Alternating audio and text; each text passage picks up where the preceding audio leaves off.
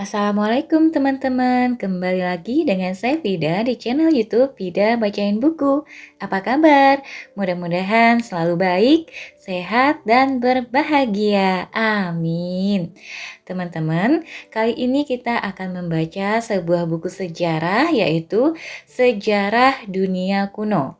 Dari cerita-cerita tertua sampai jatuhnya Roma oleh Susan Weisbauer. Penerbitnya adalah Elec Media Computindo. Tanpa perlu berlama-lama, mari kita mulai. Bismillahirrahmanirrahim.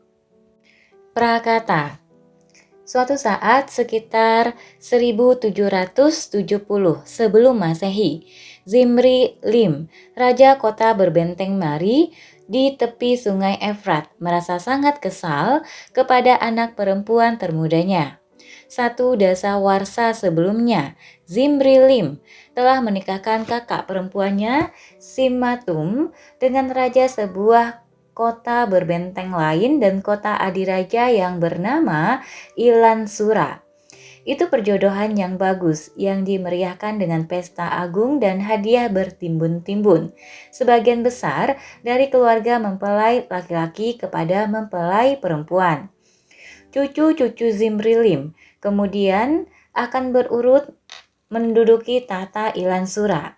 Tetapi sementara ini Raja Ilansura akan menjadi sekutunya, bukannya seorang pesaing di antara sekian banyak kota-kota merdeka yang berperang untuk meraih wilayah kekuasaan di sepanjang bentangan daerah Efrat yang subur dan terbatas. Sayangnya, cucu tidak segera tiba seperti yang diharapkan. 3 tahun sesudah itu, Zimri Lim yang masih berharap untuk menjadikan Ilansura sekutu tetapnya, mengirimkan kepada Raja Ilansura seorang anak perempuan lainnya, Kirum, adik perempuan termuda Simatum. Kirum, seorang yang tajam lidahnya dan berambisi, diharapkan mengambil tempatnya yang sah sebagai istri kedua dan sahaya bagi kakaknya. Sebaliknya, ia memutuskan untuk menawarkan posisi sebagai istri pertama raja. Ia melibatkan diri dalam urusan politik, memerintah hamba-hamba untuk keperluan pribadinya, merendahkan kakaknya dan secara umum bertingkah sebagai permaisuri di istana. Sampai saatnya Simatum melahirkan anak kembar. Seketika Kirum yang tidak berputra jatuh tempatnya di dalam hierarki istana. Tak seorang pun menanyai pendapatku lagi, keluhnya dalam surat demi surat yang ia tulis kepada ayahnya. Suamiku telah menarik kembali hamba-hambaku yang terakhir. Kakakku mengatakan bahwa ia akan berbuat sesuka hatinya kepadaku. Mengingat perilaku Kirum terhadap kakaknya pada tahun-tahun awal perkawinannya, rasanya mustahil bahwa sesuka hatinya berupa sesuatu yang baik. Dan memang, dalam surat-surat berikutnya, Kirim minta pertolongan kepada ayahnya. Permintaan, bawalah saya pulang, kalau tidak, saya pasti mati. Meningkat menjadi, jika ayah tidak membawaku pulang kemari, aku akan terjun dari atap yang paling tinggi di Ilansura. Zimri Lim sebenarnya berharap menjadikan Raja Ilansura sebagai teman. Sayangnya, membiarkan Kirum berada di dalam rumah tangga raja itu tidak begitu bermanfaat untuk meningkatkan hubungan baik antara kedua keluarga. 7 tahun setelah perkawinan itu, Zimri Lim berhenti berharap, melakukan perjalanan rajawi ke utara dan menurut tututran catatan istananya sendiri, membebaskan istana Ilansura dengan memboyong kembali Kirum. Ribuan tahun yang lalu, berbagai kelompok pemburu dan pengumpul mengembara di seluruh Asia dan Eropa sambil mengikuti kawanan mamut yang memakan rumput liar. Lambat laun, es mulai mundur. Pola pertumbuhan rumput pun berubah. Kawanan-kawanan bergerak ke utara dan menjadi berkurang. Menyusullah beberapa pemburu. lainnya karena kekurangan daging yang merupakan inti makanan pokok mereka. Menuai rumput-rumput liar itu dan pada saat tertentu mulai menanam sendiri beberapa jenis rumput itu barangkali. Walaupun buku-buku sejarah dunia biasanya mulai dengan masa prasejarah, saya menduga bahwa masa prasejarah merupakan titik mulai yang keliru untuk sejarawan. Para spesialis lain memiliki perlengkapan yang lebih baik untuk menyelami kekelaman masa lalu yang sangat jauh. Para spesialis arkeologi menggali puing desa-desa yang dibangun dengan tulang mamut. Para spesialis antropologi berusaha merekonstruksi suasana desa-desa yang telah hilang. Keduanya mencari suatu hipotesis yang berpadanan dengan bukti-bukti, sebuah lensa yang dapat menyibakkan kelompok-kelompok manusia yang bergerak dari timur ke barat, dengan menggantikan daging mamut dengan gandum ke gerts, dan menggali ceruk untuk menyimpan kelebihan gandum. Bagi sejarawan yang berharap untuk tidak sekadar menjelaskan apa yang dilakukan orang-orang, tetapi sampai taraf tertentu mengapa dan bagaimana mereka melakukannya. Masa prasejarah, masa sebelum orang mulai menulis dan menuturkan cerita tentang raja mereka, pahlawan mereka, dan mereka sendiri tetap kabur. Apapun yang disimpulkan oleh spesialis arkeologi tentang kelompok yang disebut manusia Neolitik, saya tidak mengetahui apapun tentang suasana siang dan malam seorang tukang pot Neolitik yang membuat pot dengan ujung berbentuk cincin di sebuah desa di Prancis Selatan. Jejak-jejak para pemburu dan pengumpul, pot, helai batu, tulang manusia dan binatang, lukisan di batu karang dan dinding gua menyikapkan suatu pola hidup, tetapi tidak ada cerita yang muncul. Tidak ada raja atau permaisuri pada masa prasejarah. Karena tidak mewujud dalam pribadi-pribadi manusia prasejarah, sering tampak seperti blok-blok warna yang berubah-ubah pada sebuah peta. Mereka bergerak ke utara, bergerak ke barat, sambil menciptakan padang tempat bercocok tanam atau menghimpun suatu kawanan dari binatang-binatang yang baru saja dijinakkan. Cerita tentang orang-orang tak bernama itu harus dituturkan dengan suara nir pribadi yang mencemari banyak buku sejarah. Peradaban muncul di kawasan sabit subur, di mana gandum ditanam untuk pertama kali di tepian Sungai Efrat. Perkembangan tulisan segera menyusul dan kota-kota dibangun. Setiap kali sang sejarawan terpaksa menampilkan pernyataan-pernyataan yang sangat umum tentang perilaku manusia, ia meninggalkan tanah kelahirannya dan berbicara dalam bahasa asing, biasanya dengan bahasa yang sama sekali tidak mengalir dan kaku.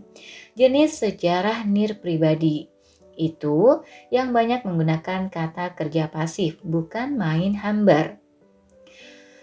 Lebih buruk lagi, tidak akurat, sabit subur, tidak memegang monopoli pertanian. Berbagai kelompok kecil di seluruh Asia dan Eropa mulai bercocok tanam manakala cuaca menjadi hangat dan bagaimanapun juga sabit subur, sebagian besarnya berupa padang belantara. Para spesialis antropologi dapat berspekulasi tentang perilaku manusia. Para spesialis arkeologi tentang pola-pola menetap, para spesialis filsafat dan teologi tentang motivasi manusia sebagai suatu masa tanpa diferensiasi. Tetapi tugas sejarawan berbeda, menemukan kehidupan orang-orang tertentu yang memberikan daging dan nyawa kepada pernyataan-pernyataan abstrak tentang perilaku manusia. Tidaklah mudah menjadi raja kecil di Timur Tengah masa kuno. Zimri Lim melewatkan separuh waktu hidupnya untuk memerangi raja kota-kota lain dan separuh lainnya untuk berusaha mengatasi keruwetan kehidupan pribadinya. Permaisurinya, Siptu, seorang yang mahir dan cerdik dalam politik, mengurusi kota Mari. Sementara suaminya pergi ke suatu peperangan lagi. Ia menulis kepada Zimri Lim, di tengah musim panas Laut Tengah, jangan lupa menjaga dirimu sendiri ketika engkau berada di tengah sengatan matahari. Pakailah jaket dan jubah yang telah kubuatkan untukmu. Hatiku sangat cemas, tulis surat dan katakan kepadaku bahwa engkau aman. Dan Zimri Lim membalas, musuh tidak sampai mengancammu dengan senjata. Semua baik-baik, harap hatimu tidak cemas lagi. Pada ribuan lempeng bertuliskan huruf paku yang digali dari tepi sungai Efrat. Zimri Lim tampil baik sebagai seorang raja Mesopotamia yang khas maupun sebagai seorang individu. Seorang lelaki yang banyak menikah dengan sedikit bakat saja untuk perilaku kebapaan. Jadi, alih-alih mulai dengan lukisan di gua atau kelompok anonim yang nomad, yang mengembara di padang, saya memilih untuk memulai buku sejarah ini pada saat ketika kehidupan orang-orang tertentu dan suara manusia yang dapat didengar muncul dari himpunan manusia prasejarah yang tak berketentuan. Anda akan menemukan sebagian masa prasejarah yang diangkat dari arkeologi dan antropologi pada bab-bab terdekat berikut, dan sejalan dengan itu beberapa penggunaan suara nir pribadi yang tak dapat dielakkan. Tetapi manakala masa prasejarah itu tampil, tujuannya hanyalah untuk menyiapkan pentas bagi tokoh-tokoh yang sedang menunggu di samping pentas. Saya menggunakan dengan cermat cerita-cerita epik dan mitos untuk memberi daging pada masa prasejarah itu. Pribadi-pribadi pertama yang muncul di permukaan sejarah kuno tampak seperti sebagian manusia dan sebagian dewa. Raja-raja paling awal memerintah selama ribuan tahun, dan pahlawan-pahlawan pertama naik ke langit dengan sayap Raja Wali. Sejak abad ke-18 sekurang-kurangnya, para sejarawan barat mencurigai cerita-cerita semacam itu karena dilatih dengan sebuah sistem universitas di mana ilmu pengetahuan dihormati sebagai seakan-akan tak mungkin keliru. Para sejarawan sering menempatkan diri mereka sebagai ilmuwan, mencari fakta keras dan menyingkirkan bahan sejarah yang tampaknya menyimpang dari kebenaran menurut tata alam semesta Newton. Bagaimanapun, suatu dokumen yang berasal dengan kata-kata seperti daftar raja-raja Sumeria, martabat raja diturunkan dari surga, tidak mungkin dapat dipercayai sebagai sejarah. Lebih baik bersandar pada ilmu arkeologi dan merekonstruksi masa-masa awal Sumer dan Mesir serta pemukiman lembah Indus pada bukti-bukti fisik yang dapat diraba. Tetapi untuk sejarawan yang mengarahkan perhatiannya pada mengapa dan bagaimana perilaku manusia, pecahan tembikar dan pondasi rumah tidak banyaklah gunanya. Benda-benda itu tidak memberikan pintu masuk ke dalam jiwa. Di pihak lain, cerita epik menyajikan ketakutan dan harapan orang-orang yang menceritakannya, dan hal itu sungguh bernilai untuk menjelaskan perilaku mereka. Mitos seperti yang dikatakan sejarawan John Key adalah asap sejarah. Anda mungkin harus banyak mengipasinya sebelum Anda memperoleh selintas nyala api di bawahnya. Tetapi bila mana Anda melihat asap, sangatlah bijaksana bahwa Anda tidak menyatakan bahwa tidak ada api di sana. Bagaimanapun, kita perlu mengingat bahwa semua buku sejarah tentang masa kuno berisi banyak spekulasi. Sungguh pun demikian, spekulasi yang dikaitkan pada bukti fisik tidak lebih terandalkan daripada spekulasi yang dikaitkan pada cerita-cerita yang dipilih oleh orang-orang untuk melestarikan dan menuturkannya kepada anak-anak mereka.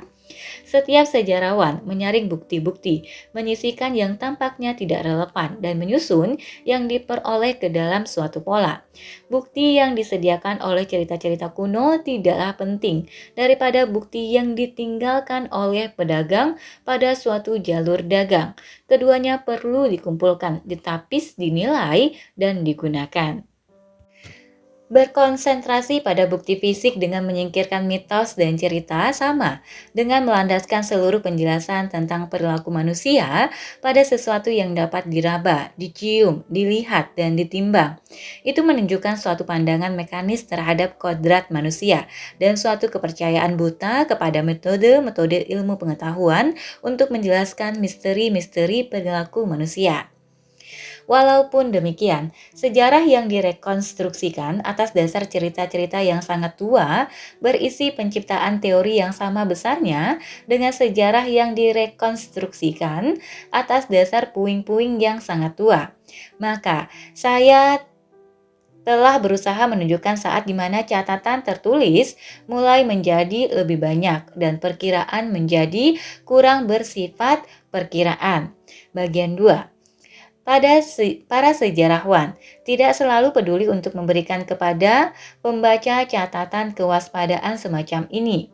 Banyak yang meloncat dari manusia zaman Mesolitik terus meningkat kemahirannya dalam membuat senjata dan sargon membentangkan kekuasaannya ke seluruh Mesopotamia, tanpa mencatat bahwa kedua pernyataan itu didasarkan pada bukti-bukti yang berlainan jenisnya dan mengandung tingkat keambiguan yang sangat berbeda.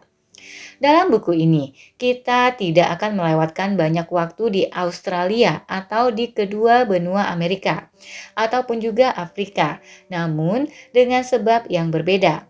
Sejarah lisan kebudayaan-kebudayaan itu, walaupun tua, tidak terentang ke belakang sama jauhnya dengan daftar raja-raja Mesopotamia atau papan-papan memorial pertama untuk raja-raja Mesir. Namun, seluruh gagasan waktu linear yang memberikan kepada kita suatu kerangka sejarah yang sedemikian rapi itu. Prasejarah, sejarah kuno, sejarah zaman Madya, dan seterusnya sampai ke masa mendatang. Tidak berasal dari Afrika atau bangsa asli Amerika. Gagasan itu adalah sebuah ciptaan yang berwajah sangat barat yang tentunya tidak mengurangi kegunaannya. Seperti yang dikemukakan oleh spesialis arkeologi Chris Gosden dalam buku pembuka untuk prasejarah. Bangsa-bangsa asli seperti kaum aborigin Australia tidak memiliki konsep asli prasejarah. Sejauh yang dapat kita katakan, mereka berpikir tentang masa lalu dan masa kini sebagai satu hal sampai kedatangan orang barat yang membawa serta sejarah, dan pada saat itu prasejarah mereka sekonyong-konyong berhenti. Kita akan menemui mereka pada saat itu, suatu pendekatan yang mungkin tidak ideal, namun sekurang-kurangnya menghindari kekerasan terhadap rasa waktu mereka sendiri. Sebuah catatan tambahan menetapkan tanggal untuk sesuatu yang terjadi sebelum Hammurabi S 1750 SM sebelum Masehi bersifat problematis. Bahkan, naiknya Hammurabi mengandung unsur kekeliruan sekitar 50 tahun pada kedua sisinya. Dan ketika kita kembali ke tahun 7000 sebelum Masehi, unsur kekeliruan itu mendekati 5 atau 600 tahun. Sebelum 7000 sebelum Masehi, penetapan tanggal terjadi dengan bebas bagi siapa saja secara sopan. Menulis tentang sesuatu yang terjadi dari awal waktu sampai sekitar 4000 sebelum Masehi bertambah rumit lagi karena terdapat berbagai sistem yang dianut untuk menandai masa-masa prasejarah. Dan tak satu pun di antaranya yang sejalan dengan lainnya. Tambahan lagi, sekurang-kurangnya satu di antaranya benar-benar menyimpang. Saya memilih untuk menggunakan sebutan tradisional sebelum Masehi atau Masehi untuk tanggal. Saya mengetahui mengapa banyak sejarawan memilih menggunakan sebutan SMM dan MM dalam usaha untuk menghindari penyajian sejarah yang seluruhnya didasarkan atas titik pandang Yahudi Kristiani, tetapi menggunakan SMM sambil tetap menghitung dengan bertolak pada kelahiran Kristus menurut hemat saya adalah sia-sia juga. Oke, teman-teman, sampai di sini dulu untuk prakatanya. Nanti setelah ini kita akan ketemu di bagian 1 masa permulaan sejarah. Terima kasih atas waktunya. Sampai jumpa. Assalamualaikum warahmatullahi wabarakatuh.